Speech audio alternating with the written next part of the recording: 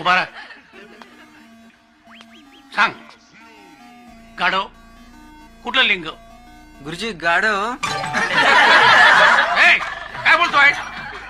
काही नाही गुरुजी, गाढवच ना. हा, गाढव इंद्र आहे, त्याला शाप मिळालाय गुरुजी.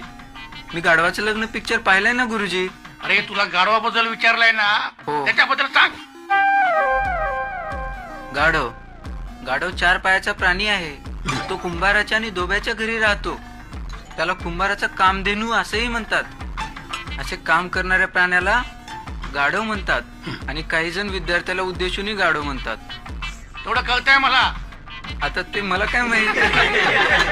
गबरे, आता उत्तर दे ना, ते दाखवतो तुला. गुरुजी इंगा दाखवतो. गबरे, इंगा शब्द राहिला गुरुजी. हे भेटिया गब्बास, मला सगळं माहिती आहे.